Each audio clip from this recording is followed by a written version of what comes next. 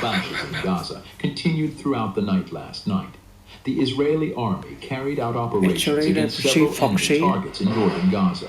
According to the Israeli Defense Forces, 20 terrorists were arrested deep inside Gaza and taken for interrogation. Israeli troops advanced into the northern Gaza Strip and captured an urban area near Beit Hanun. In another statement, the IDF said it struck several Hezbollah positions in Lebanon. The IDF also says that the cell behind the attack was hit. The IDF says that 2 other cells that launched mortars near Menara and Yiron were also hit. The final and largest operation along the shore has begun. Israeli tanks completely surrounded the southern portion of the coastal strip, while an attack on all Hamas outposts began on the northern line. Israel's 400th 1st Brigade launched the largest strike on the Hamas terrorist organization's al-Shati battalion since the war began. As all Hamas outposts are targeted, more than 150 insurgents were targeted in one location alone. The unprecedented number of Hamas casualties has inflamed the terrorist organization Hezbollah. Drones were seen flying near Lebanon's southern border, while Hezbollah militants began deploying anti-tank weaponry along the border. Artillery drones and fighter jets from Israel are ready. The largest and most extensive operation of the last time has officially commenced with a rapid march of a significant number of Merkava tanks to the Lebanese border. The situation on the front lines is dire as last-minute reports continue to come in. Let's get our video started as soon as possible. In my first video, I stated that Israeli tanks had surrounded the Hamas terrorist organization's headquarters and command centers, known as strongholds on the southern line of the coastline. As a result of intense fighting, the Israeli army took control of the area. But terrorist groups continue to shoot at checkpoints, with Israel's total encirclement of the area. The movement to the east of the coastal strip began. The army's major purpose, however, is to connect the northern and southern lines. The following section of the video will help you grasp what I'm saying much better. Tanks of the Israeli army were observed coming towards Al-Sanaya Street in Gaza at first light. The operation to clear the besieged Hamas target and the terrorists sheltered in the vicinity formally began with this. First, the Israeli soldiers moved to the location where the militants were firing irregularly throughout the night. The first onslaught began with a quick march of Merkava tanks. Hamas members running behind the road in the region's east began to be hit one by Merkava tanks. The infantry began to advance and surround the area on 4 points with first attack.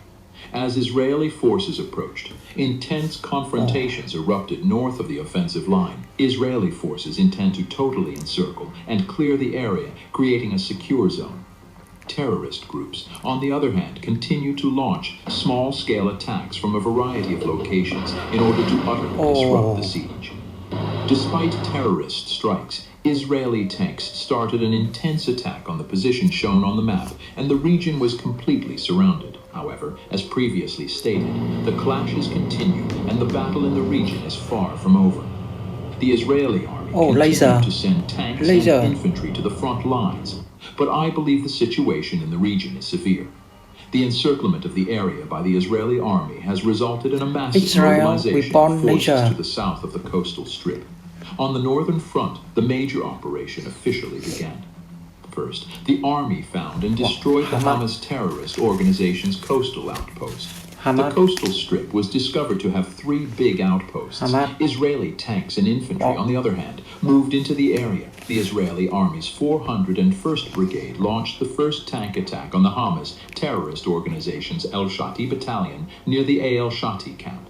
Simultaneously, additional tanks launched a powerful attack on Hamas's major position, the Beta position. Explosions and smoke billowed from the location where the Israeli infantry was organized after the first tank strike.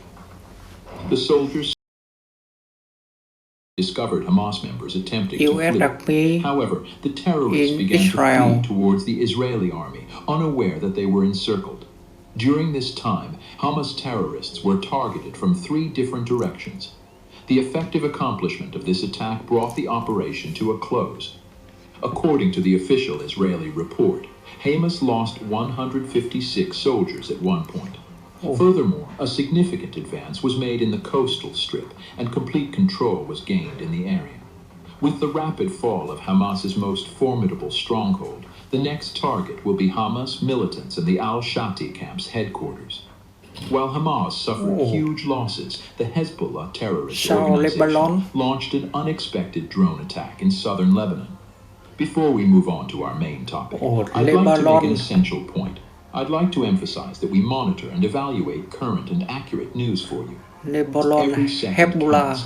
We disseminate information acquired from more than 100 reporters in the region, as well as reports obtained from military public information systems. It is also important to note that we work more than 15 hours per day. As a result, if you want to help us, please donate by clicking the super thank you button. You may also support us by liking the video. The activation of the Iron Dome air defense systems coincided with the beginning of the penetration of unmanned aerial vehicles into Israeli territory. The majority of Hezbollah's drones were destroyed by air defense systems. It was discovered that these drones were attempting to take photographs of the area. With the terrorist organization, Hezbollah intends to acquire photographs with unmanned aerial vehicles before launching a rocket attack. However, the downing of the drones prompted Israeli soldiers to intervene. Meanwhile, Israeli forces launched heavy artillery fire on Ramat, Marwahi, and Al-Tashab in southern Lebanon. Artillery shelled Hezbollah sites in Ramesh, east of the first point of engagement. Shortly afterwards, unmanned aerial vehicles were actively capturing photographs from the region while artillery firing was taking place. Following the initial strike, Israeli artillery blasted the coastal strip line in southern Lebanon heavily. During this process, Israeli tanks unexpectedly advanced to the border. Merkava tanks discovered terrorist groups associated with the Hezbollah terrorist organization launching anti-tank missile attacks. As a result, the tanks arrived promptly at the border, and Merkava tanks destroyed a Hezbollah camp and cell.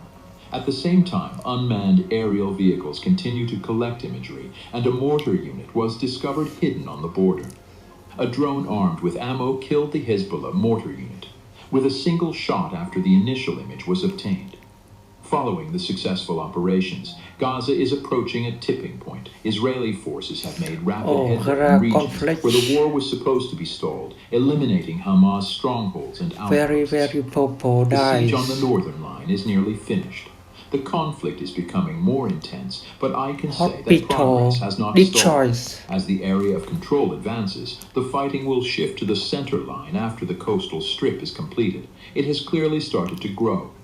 The collapse of Hamas will begin very swiftly with the fall of the al-Shati camp under Israeli army authority. In the early days of the war, I predicted that the Israeli army's progress would be slow and difficult in places where Hamas tunnels and outposts were concentrated. However, for weeks now, Hamas outposts and senior Hamas officials who played significant roles in the battle have been eliminated one by one.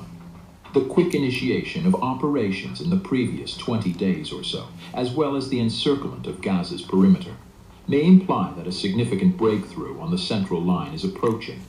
Aside from the Gaza Strip's core, practically all of the outposts and headquarters along the coastal strip have been destroyed. However, the situation in the area remains grim, and we have reached the end of another film. We'll see what happens in the next several days. Another video has come to an end. You can help us by liking the video. You can